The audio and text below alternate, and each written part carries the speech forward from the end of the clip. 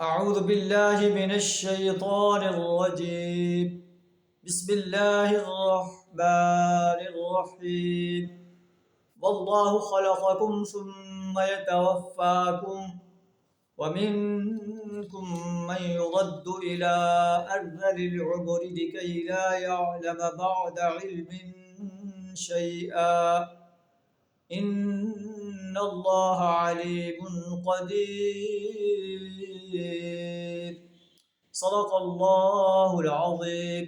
سورہ النحل آیت نمبر 70 آپ کے سامنے تلاوت کی ہے، جس کا ترجمہ کچھ اس طرح ہے: واللہ خلقکم، دیکھو اللہ نے تمہیں پیدا کیا، ثم یتوفاکم، پھر وہی تمہیں موت دیتا ہے، ومنکم من یرد الی ارذل العمر، اور تمہیں سے کوئی بدترین عمر کو پہنچا دیا جاتا ہے، لکی لا یعلم بعد علم شیئا، تاکہ سب کچھ جاننے کے بعد پھر کچھ نہ جانے. انسان جب بے بسی کی عمر کو، انتہائی بڑھاپے کی عمر کو پہنچ جاتا ہے، تو وہ چاہے کتنا بڑا اسلام کا اسکالر ہو، وہ بے بس ہو کر رہ جاتا ہے، دوسروں کا محتاج ہو کر رہ جاتا ہے، اور اسے کچھ یاد نہیں رہتا کہ میں پہلے کیا تھا.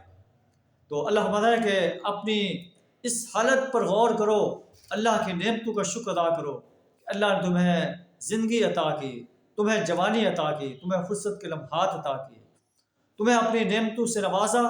تم اللہ کی اس نعمتوں کا شکر ادا کر کے اللہ کے فرمانبردار بندے بن جاؤ، اللہ کی ناشکری سے بچ جاؤ، اللہ کی وحدانیت کا اقرار کرو، رسول اللہ صلی اللہ علیہ وسلم کی رسالت کا اقرار کرو، یوم حساب کا اقرار کرو، اور اس کے لیے تیاری شروع کر دو. ان اللہ علیم قدیر، بے شک اللہ جاننے والا ہے اور ہر چیز پر قادر ہے، وہ جو چاہے کر سکتا ہے. اللہ سے دعا ہے ہمیں اپنی وحدانیت، نبی صلی اللہ علیہ وسلم کی رسالت اور یوم حساب پر پختہ یقین رکھنے کی توفیق عطا فرمائے، اور یوم حساب کے لیے تیاری کرنے کی توفیق عطا فرمائے. وآخر دعوانا الحمد للہ رب العالمین.